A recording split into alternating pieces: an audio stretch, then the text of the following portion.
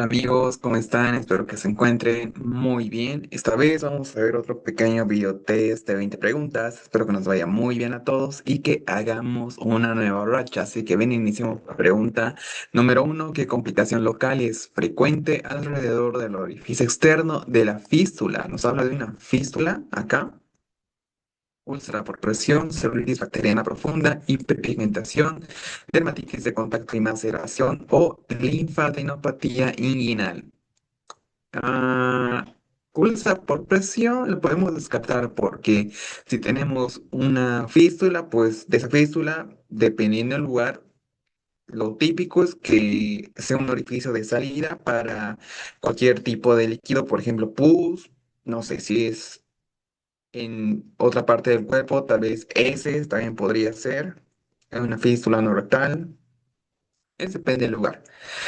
Celulitis bacteriana profunda, tal vez de manera concomitante, a la larga podría haber esto. Ahora no, hiperpigmentación por la salida de este líquido purulento, sí podría haber, pero como complicación frecuente me parece que no. Dermatitis de contacto y maceración, sí, es la salida de un líquido purulento por frecuencia. Es lo que tenemos. Entonces, si hay esto, de esa salida, habrá dermatitis por el mismo contacto con el líquido y maceración por la salida constante de este líquido. Linfadenopatía inguinal no corresponde acá, entonces marcamos dermatitis de contacto o que hiperpigmentación igual podría ser, pero no me pareciera que fuera la más frecuente. Y estamos bien. La dermatitis perilesional en contexto de físulas intestinales o ver acá, físulas intestinales. Es una complicación bastante frecuente causada por contacto directo del contenido intestinal con la piel circundante en la fístula, en la salida de la fístula. Entonces, el efluente intestinal provoca inflamación cutánea, maceración y dolor, formación de úlceras superficiales que dificultan el manejo local. Si estas lesiones incrementaran, hay riesgo de infección secundaria. Su tratamiento generalmente será con limpieza frecuente, apósitos y lo más importante es prevenir infecciones. Pregunta que yo la veo compleja, pero igual se podía. Vamos con la pregunta 2. ¿Qué hallazgo del laboratorio orienta a delirium hepático, encefalopatía hepática, aumento de amonio sérico, hipoglucemia moderada, hiperbilirubinemia leve, disminución de creatinina o leucopenia para delirium hepático o encefalopatía hepática? Esta sí está muy sencilla, debemos recordar la causa más común por la que habrá esta encefalopatía hepática. Leucopenia puede haber, pero no es el hallazgo del laboratorio que nos orienta o como el dato cardinal del laboratorio. La creatinina no corresponde, será más a los riñones, hiperbilirubinemia leve. Puede haber hiperbilirubinemia, pero que sea leve no es lo más característico. Hipoglucemia moderada, también puede existir hipoglucemia por el daño hepático, pero acá lo que correspondería como encefalopatía hepática es el aumento de amonio sérico, hiperamonemia, que nos dará los datos clásicos como asterixis, que es lo típico. Entonces, este es un dato característico y un tipo de delirium de origen metabólico que se produce cuando el hígado no puede depurar adecuadamente sustancias tóxicas. Por eso se produce este aumento de amonio sérico o el aumento de amonio sérico es lo que lo produce. Además, afecta la función cerebral, provocando esta alteración del estado mental y este desequilibrio metabólico se caracterizará por confusión, desorientación, cambios del estado de conciencia. Vamos con la pregunta número 3. ¿Qué intervención nutricional ayuda a mitigar la acidosis en insuficiencia renal crónica? Restricción calórica extrema, alta ingesta de fósforo, dieta de frutas y verduras alcalinas, dieta alta en carne roja, suplementación solo de cloruro de sodio. Ah, Parece compleja y eso que muchas veces cuando nos dan preguntitas relacionadas a temas nutricionales dentro de una son sencillas. Acá debemos recordar algo. En la acidosis, en insuficiencia renal crónica tenemos que acidosis, aquí está la palabra clave, acidosis. Entonces, ¿qué será lo contrario de acidosis? Que nos ayude relativamente a moderar esta acidosis. O, viendo de otra manera, lo contrario de acidosis es la alcalosis. Una dieta rica en frutas y verduras alcalinas, pues nos ayudará de cierta manera. como medida nutricional. De esto nos hablará mucho mejor algún nutrólogo o nutróloga. Saben mucho mejor esos temas, pero lo que nosotros vamos a ver es lo más básico y acá, dietas y frutas alcalinas será lo más básico. Esto nos ayuda a mitigar esta acidosis como estrategia nutricional. Aumento de frutas, verduras de origen alcalina aportan aniones orgánicos como citrato y malato que tras su metabolismo se convierten en bicarbonato. Y recuerden que el bicarbonato actúa como un buffer. Pregunta, ¿todo bien? Vamos con la pregunta 4. ¿Cuál es el factor de riesgo más importante para el desarrollo de retinopatía diabética en pacientes con diabetes mellitus? Mal control glucémico, tenemos la hemoglobina glicada elevada, hipertensión arterial, duración de la diabetes, dislipidemia, embarazo. Aquí esta pregunta tiene trampa, tiene mucha trampa. Si lo vemos así de manera rápida, podemos estar seguros de que será mal control diabético, pero no. Vean, más allá del control diabético, acá nos habla de el factor de riesgo más importante para retinopatía diabética. Y el factor de riesgo no creen que sea asociado a la duración de la diabetes porque esa es una complicación crónica de la diabetes. Que haya mal control glucémico nos dará complicaciones agudas y crónicas. No hay ningún problema con ello. Más que todas las agudas irá tal vez. Pero acá nos habla del factor de riesgo más importante para retinopatía diabética, no para las complicaciones en general. Y como factor de riesgo más importante será la duración de la diabetes en el contexto de que esto sea dependiendo al tiempo, porque es una complicación crónica. Ojo que también podría ser la alternativa a mal control glucémico, pero me parece algo mucho más general, no tan específico que vaya a ese punto. Hipertensión arterial, dislipidemia, embarazo, no son los factores de riesgo más importantes. Vamos a marcar la alternativa C y estamos bien.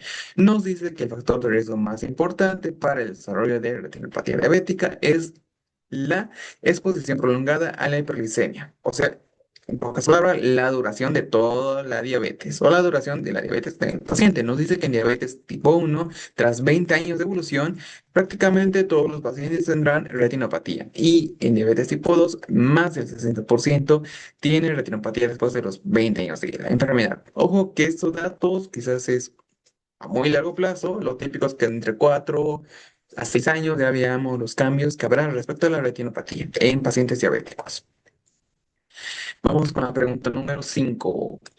¿Qué síndrome hereditario se caracteriza por decenas de cientos de pólipos adenomatosos en colon? Síndrome de Peutz-Jeghers, síndrome de Cowden, poliposis adenomatosa familiar, síndrome de Leach o síndrome de Turcotte. Este Peutz-Jeghers se caracteriza por ¿qué? Armatomas y tumores relacionados. Son dos. Acá, como tal, dice su nombre, una manera de recordar es primero armatomas por la primera parte y otros tumores asociados por la otra parte del que es Jeghers.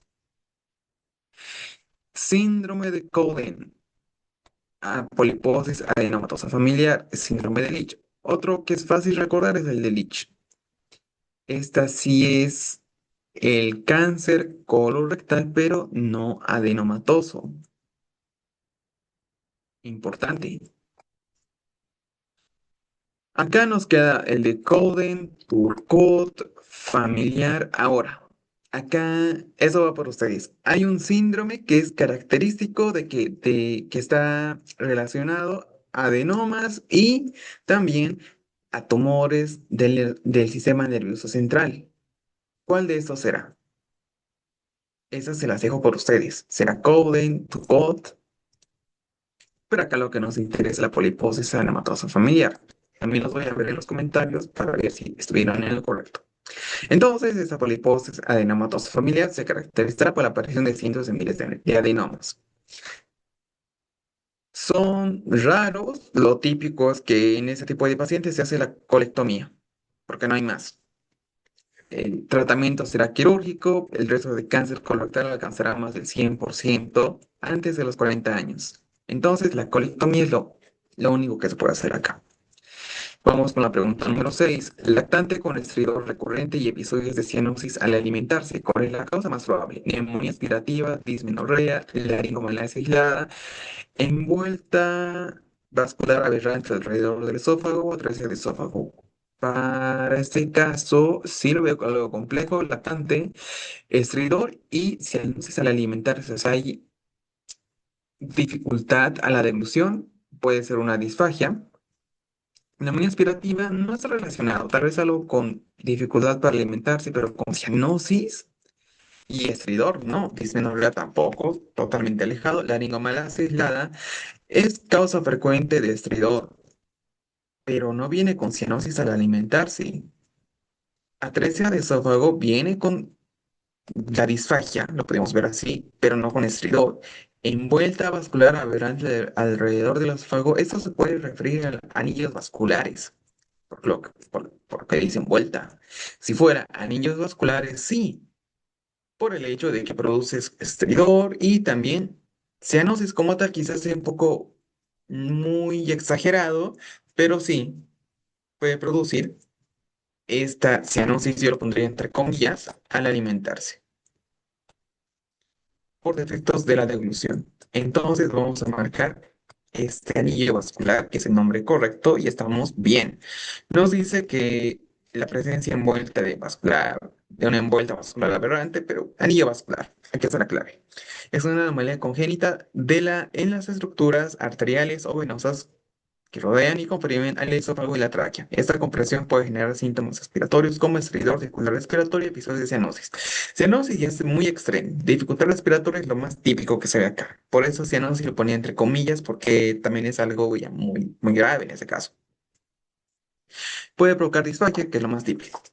Las causas serán, o la más frecuente, incluye la persistencia de un arco aórtico doble o una arteria subclavia derecha aberrante. Algo complejo que no se lo estudia demasiado porque es complejo, no es típico que nos pregunten esto en el Eurocom. Vamos con la pregunta 7. Paciente con dolor agudo, quemante y lancinante que se irradia desde la región lumbar baja por la cara posterior de nuestra pierna hasta el talón y borde lateral del pie derecho, siguiendo un patrón bien definido. Este tipo de dolor irradiado que sigue el territorio de una raíz nerviosa específica se denomina de una raíz nerviosa específica se denomina dolor neuropático central, dolor referido, dolor radicular, dolor nociceptivo somático, mialgia difusa. Si se dan cuenta, todo esto sigue un trayecto nervioso. Y ahí está la clave. Va desde la región lumbar baja, cara posterior del muslo y pierna, hasta el talón y borde lateral del pie derecho. Un patrón bien definido. Tararararara. Dolor neuropático central. Central. Si es central, acá no cuadra. Esto no es de origen central. Dolor referido es que duela una cosa y luego de la otra. Por ejemplo, paciente que le duela, no sé, el abdomen y que de ahí se vaya a la espalda, por ejemplo. Eso es referido. Acá no concuerdo. Dolor radicular o radiculalgia. El dolor radicular, sí, esa es la clave, porque sigue un trayecto nervioso. Y esa es una definición fácil para ver el dolor radicular. Sigue ese trayecto. Y acá nos dice que sigue un patrón bien definido y es absolutamente todo esto. Incluso que sigue el territorio de una raíz nerviosa. El S1 me parece que es súper sencillo. Dolor no disceptivo somático. Somático. Acá no tenemos algo para pensar en qué es somático. Mialgia difusa. Mialgia difusa. Dolor en todo lado. No tenemos ese dato que es dolor en todo lado al final. Y como dolor neuropático central, creo que ya lo explicamos, pero haría referencia tal vez a algún tipo de esclerosis. Vamos con la alternativa C, dolor radicular, que es la correcta. Es un dolor neuropático causado por irritación o compresión, más que todo compresión, de una raíz nerviosa espinal. La característica que se irradia desde la columna, siguiendo la distribución de un dermatoma agudo, lancinante, quemante. Quemante es la palabra clave, también como una descarga eléctrica lo pueden describir los pacientes, y acá es típico de una radiculopatía S1. por el trayecto. Acompañará o estará acompañado de parestesias, hipoestesias y debilidad. Los diferenciales o los referidos se percibe de un área distante al sitio de origen, pero no sigue un dermatoma. Nociceptivo causado por activación de nociceptores, típicamente somático visceral sin distribución radicular. Pregunta que parecía compleja, pero estaba bien. Vamos con la pregunta 8. ¿Qué escala se utiliza para evaluar estado cognitivo global en demencia? Escala de Glasgow, índice de Bartel, Mini Mental State Examination, escala de Ausworth o prueba de Rorschach. Glasgow, nivel de conciencia. Bartel, índice de Bartel es un índice que sirve más para nivel sociológico. Mini Mental, esa es la correcta. Escala de Antworth, este es para algo de espasticidad muscular, me parece, y prueba de Rorschach, un test psicológico. Entonces, marcamos la alternativa C, mini-mental, que es la de demencia. En pacientes utilizada para evaluar el estado cognitivo global con sospecha de demencia. Un máximo de 30 puntos, donde puntajes bajos indican la presencia de deterioro cognitivo. Evalúa la orientación temporal, espacial y memoria. Eso es lo que debemos recordar, porque no digo que estas pruebas son típicas en el examen teórico, pero sí nos sirve para tanto en la práctica clínica como en la parte del examen práctico, y bueno, nos va a ayudar ahí. Así que para tener en cuenta. Pregunta 9. ¿Qué vacunas se recomienda en pacientes con VIH con CD4 de mayor a 200? BCG en la infancia tardía, VPH solo en varones, BCG en adultos, varicela en adultos o vacuna antirgripal anual. Acá hay que hacer hay que hacer tal vez recordar cosas antiguas que nos enseñaron en la universidad. ¿La vacuna antigripal es atenuada o no? ¿La varicela es atenuada o inactivada? La varicela es atenuada, antigripal inactiva. Y para pacientes con VIH contraindicada la BCG. VPH solo en varones, tenía que ser en ambos sexos, varones y mujeres. Varicela se puede usar, pero tal vez con algunos riesgos. No es del todo indicada. Algunos dirán que sí, otros dirán que no, pero para el NACOM no será indicado. Vacuna antigripal anual, sí. Virus inactivo para la CD4 mayor a 200, no es sanitario. No hay ningún problema al usarlo. La vacunación anual refuerza la protección inmunológica, reduce el riesgo de hospitalizaciones por influenza y la vacuna siempre debe ser por virus inactivadas, como nunca con virus vivos atenuados. Y este es el caso de la varicela, que sí son atenuados. Vamos con la pregunta número 10. ¿Cuál es la complicación más severa y más temida de la otitis media crónica? Otalgia leve, absceso subperióstico, dermatitis de canal auditivo, vértigo posicional, tinnitus transitorio. Si es transitorio, pues no es una complicación temida. Además, dice del área de la complicación mastoidea en otitis media crónica. Otalgia leve tampoco será algo temido. Vértigo posicional, dermatitis de canal auditivo sí pueden ser relativamente temidas, pero como complicaciones mastoideas de la otitis media crónica, no. Un absceso superióstico sí es una complicación mastoidea. Incluso acá nos dice coalescencia del hueso, para hacerlo mucho más sencillo otra vez.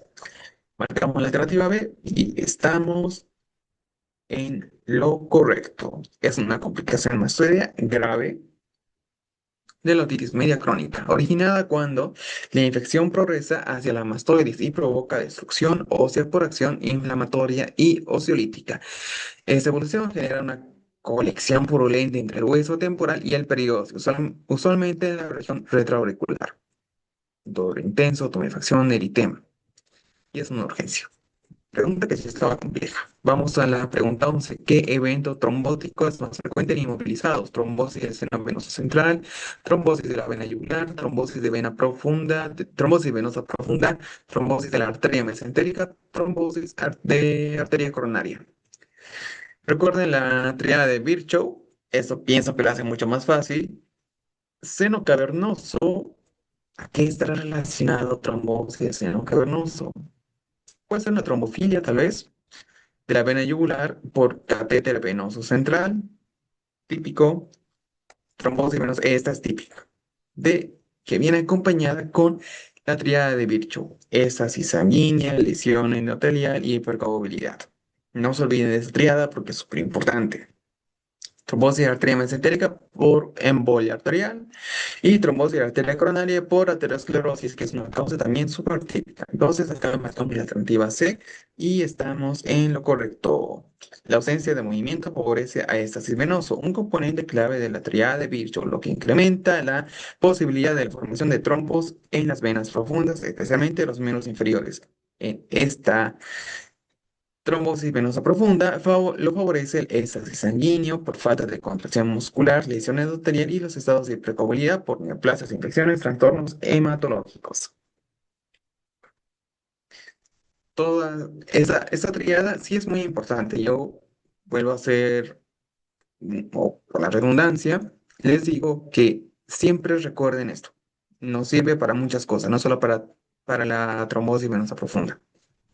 Manifestaciones clínicas: edema unilateral, dolor, eritema, signo de Homans. Vamos a la pregunta número 12. Rango normal del potasio sérico: 4 a 6, 1, 5 a 2, 5, 5, 5, 6, 5, 2 a 3 o 3, 5 a 5. Súper sencillo, valor que nunca nos debemos olvidar: 3, 5 a 5. Y ese es el valor normal. Si disminuye, será hipocalemia. Si aumenta, hipercalemia. Si disminuye, ¿qué provoca? Debilidad muscular, alteraciones en el electro y arritmias. Si aumenta, riesgo de arritmias graves y paro cardíaco. Sencillo. Vamos a la pregunta 13. ¿Cuál de las siguientes afirmaciones corresponde a la definición clínica de la diarrea crónica en adultos? Presencia de diarrea por más de 7 días, con heces duras, persistencia de diarrea por más de 14 días, con volumen fecal menor a 100 gramos, presencia de diarrea por más de 30 días, exclusivamente por intolerancia a la lactosa, presencia de diarrea por más de 4 semanas, con heces blandas o líquidas mayor o igual al 75% de las deposiciones, persistencia de diarrea por más de 2 semanas, con menos de 3 evacuaciones diarias. Ah, está fácil. ¿Por qué? Diarrea crónica. Acá simplemente es por la temporalidad. ¿Cuánto será una diarrea aguda? ¿Cuánto será una subaguda? ¿Y cuánto será una crónica? La crónica va más allá de las 4 semanas. Entonces, 7 días, 14 días, 2 semanas no concuerdan, ya sean agudas o subagudas. Serán estas. Entonces nos quedamos con la C o con la D. La alternativa C nos dice que es exclusivamente por intolerancia a la lactosa, cosa que no es cierto. Sí puede tener heces blandas o líquidas más del 75% de las posiciones. Entonces, la que sí corresponde por temporalidad y por la definición mucho más objetiva es la alternativa D. Acá tenemos, nos dice duración, 4 semanas. Esto lo diferencia de la diarrea aguda, menos de 7 días, y de la persistente de 14 a 29 días según la OMS. Así es cierto, diarrea aguda persistente. Característica de las heces: blandas o líquidas. Bristol base 5. Este criterio asegura que no se confunda con pseudodiarrea por proctitis o fecaloma con incontinencia fecal. La frecuencia: más de 3 evacuaciones, volumen fecal mayor a 200. Pregunta muy importante. Vamos a la pregunta 14. ¿Qué marcador molecular se utiliza para monitorizar la respuesta al tratamiento de LMC, leucemia mieloide crónica? Cuantificación de transcriptos BCR-ABL1 por PCR, velocidad de sedimentación globular, niveles de LDH sérica, niveles de la beta-HCG, recuento de blastos de la médula ósea. Blastos tal vez como clasificación no sirve. Después, no. BCG no concuerda. LDH, que es algo indiferente. Sedimentación globular igual es algo indiferente. Y por descarte llegamos a la cuantificación de los transcriptos, que pienso como prueba molecular será lo correcto. Igual esta es muy compleja, tal vez no sea, pero estamos bien. En la leucemia mieloide crónica, la eficacia del tratamiento con los inhibidores de la tirosina quinasa se evalúa mediante la medición de los transcriptos BCR-ABL1 por PCR. Pregunta súper compleja. Esperemos que no nos toque una pregunta en el EUNACOM porque sí está muy compleja. Quizás no sea mejor pronóstico o menor riesgo de progresión, pero aún así, muy complejo. Vamos con la pregunta 15. ¿Qué estructura anatómica está afectada en la dacriocistitis aguda? Conducto excretor de la glándula de Melbourne, glándula lagrimal principal, saco lagrimal, párpado inferior, conjuntiva palpebral. Conjuntiva palpebral no corresponde acá para una dacriocistitis aguda, párpado inferior. Se puede irritar, pero que sea afectada en sí, no. Saco lagrimal, sí, dacriocistitis aguda, es el saco. Glándula lagrimal principal, no. Esto no corresponde a una dacriocistitis aguda. Puede ser una dacrioadenitis, tal vez,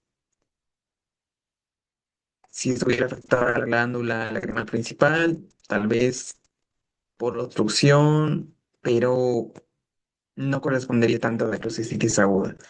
Conducto excretor de la glándula de Melbourne puede ser un orzuelo acá, pero acá lo que nos interesa es marcar la alternativa C, saco lágrima, que es lo correcto. Es una inflamación, la necrocisitis e infección súbita del saco lagrimal ubicado en la fosa lagrimal medial, jus- justo al lado del canal del canto interno del ojo. Esta condición se origina habitualmente por una obstrucción del conducto nasolagrimal que provoca la retención de lágrimas y proliferación bacteriana, es decir, epífora. Entonces, habrá dolor, enrojecimiento, hinchazón y puede evolucionar a abscesos o celulitis periorbitaria. Vamos a una pregunta 16.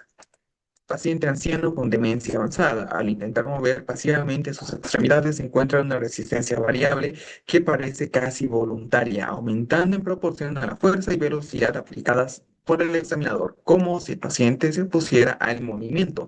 ¿Qué tipo de alteración del tono común en demencias frontales es esta? Tenemos demencia frontotemporal, la cual nos dice que hay resistencia variable que parece casi voluntaria. Este casi voluntaria es lo que nos da la característica más importante, ya que aumenta la proporción a la fuerza y velocidad por el examinador.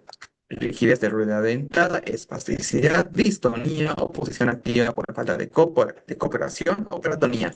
Esto se hace o hace referencia a un síndrome hipertónico. La rigidez en rueda dentada no la vemos en las demencias frontotemporales, cerebrales por Parkinson, puede ser espasticidad. Acá no tendríamos que haya resistencia. La distonía es contracción. Tampoco hay contracción, hay resistencia. Oposición activa, falta de cooperación. No, porque el paciente nos dice que aparece que hay resistencia casi voluntaria, ¿no? Nos dice que el paciente no quiere ayudar, que no coopera. Al inicio nos daría antecedentes, paciente poco colaborador, algo por el estilo. Además, tiene demencia avanzada. No hay que confundir con que el paciente no quiera cooperar, sino que tiene una enfermedad adyacente que hace que tenga esto. Y esto se trata de paratonía, la cual está dentro de los signos hipertónicos. Entonces, la paratonía es un tipo de hipertonía caracterizado por una resistencia involuntaria y movimiento pasivo, que aumenta en proporción a la fuerza y velocidad. Características claves que se percibe como si se pusiera al movimiento, como lo haría una oposición por falta de cooperación, pero no, esto es para demencia frontotemporal. A diferencia de de la espasticidad, no existe el fenómeno de navaja de muelle. Y a diferencia de la rigidez extrapiramidal, la resistencia es variable y no constante. En la espasticidad, sí no tenemos esto de que sea voluntario, pero sí hay algo parecido respecto a la proporción de la fuerza y velocidad. Más que todo a la proporción de fuerza. Justamente por la misma espasticidad habrá no tanto como resistencia, pero sí algo de dificultad. Entonces, el significado clínico es un signo de disfunción frontal, que se observa con alta frecuencia en fases moderadas o avanzadas, típico de demencia vascular, demencia frontotemporal, la cual es la que tenemos acá. ¿Y qué más tenemos? Eso sería lo más importante. Vamos con la pregunta 17. ¿Qué concentración de glucosa en líquido pleural indica derrame complicado? Glucosa mayor a 120, menos de 40, entre 80 y 100, más de 100, 60, 80. 80 a 100 es un valor que se podría decir normal, pero para glucosa en líquido pleural que indique derrame complicado, tendrá que estar disminuido. Muy disminuido, menos de 40 es lo típico. Acá 60-80 no sería algo complicado, sería tal vez algo más leve. Pero acá vamos a marcar la alternativa B, más o menos de 40. Entonces, la medición de glucosa es un parámetro bioquímico clave para evaluar el grado de compromiso de derrame. Esos derrames para mnemónicos no complicados. La glucosa suele mantenerse en valores similares a los plasmáticos, mayor a 60, en contraste con un nivel menos de 40. Indica infección activa significativa. ¿Qué más tenemos? Cuando existe un derrame presenta esta combinación bioquímica de glucosa baja y pH bajo. Se clasifica como complicado cuando el pH estará menos de 7,20. Vamos con la pregunta número 18. ¿Qué indica una tasa de mortalidad materna de 50 por 100.000 nacidos vivos? 50 muertes fetales por cada 100.000 nacidos vivos, 50 muertes maternas por cada 100.000 nacidos vivos, 50 abortos por 100.000 mujeres, 50 difusiones infantiles, 50 nacimientos múltiples por 100.000 nacidos vivos. Eso está sencillo. Estas muertes fetales serán tasas de mortalidad fetal, puede ser por el mismo nombre. 50 muertes maternas, tasa de mortalidad materna. Abortos, tasa de abortos, defunciones infantiles que no concuerda y nacimientos múltiples que tampoco va a concordar con lo que nos dice el enunciado. Marcamos entonces la alternativa B y estamos en lo correcto. Tasa de mortalidad materna de 50 por cada 100 nacidos vivos, de 100.000 nacidos vivos, significa que 50 mujeres fallecen por causas relacionadas con el embarazo, parto o puerperio por cada 100.000 bebés nacidos vivos. Esto refleja el riesgo asociado al proceso reproductivo y la calidad de atención obstétrica. Determinantes, acceso a controles prenatales, que será el más importante, y su importancia radica en que es clave del desempeño del sistema de salud y del nivel de equidad de género y de desarrollo social. Vamos con la pregunta número 19. ¿Qué síndrome congénito se asocia a hipoacusia y bocio? Gardner, Down, Klinefelter, Brennet o Marfan. Marfan, recuerden que es ese de hiperlaxidad o que talla alta también, pero con ciertas cardiopatías. Pendred no me suena. Este pienso que sí tiene hipoacusia y bocio. Klinefelter, hipogonadismo, infertilidad, síndrome de Down, algo de un síndrome hipotónico, las fases características, retraso del desarrollo cognitivo. Turner, talla baja, cuello alado, frecuente en sexo femenino. El que no concuerda es Pendred. Pero ojo que Marfan puede ser, pero Marfan tiene otros datos. Es más relacionado a enfermedades del tejido conjuntivo, tejido conectivo. Está relacionado a ello. Pendred no me parece. Estamos bien, hipacusia y bocio. Es un trastorno autosómico recesivo que combina hipacusia sensorial congénita con bocio y alteraciones de la organificación del yodo. Súper compleja, pero acá la clave, como siempre, debemos recordar los datos más característicos, será hipacusia y bocio. Así que hay que recordar eso. Pregunta 20. ¿Qué factor familiar contribuye al aumento del riesgo de suicidio en adolescentes? Actividades recreativas semanales, cenas familiares regulares, apoyo emocional constante, historia de suicidio de primer grado o buena comunicación entre padres. Sencillo, si ya hay historia de suicidio de primer grado, entonces contribuir al aumento del riesgo de suicidio en adolescentes, eso debe estar en este contexto, pero igual, vale. Debido a la interacción de factores genéticos, ambientales y de aprendizaje conductual que pueden aumentar la vulnerabilidad emocional. Un entorno bueno de apoyo, diálogo y relaciones afectivas estables nos ayuda porque es considerado como factor protector. Pregunta que sí estaba sencilla. En fin, ya vimos las 20 preguntas. Espero que a todos les haya ido bien, que hayan respondido de manera correcta, que hayamos respondido todos de manera correcta y nos vemos en otro video.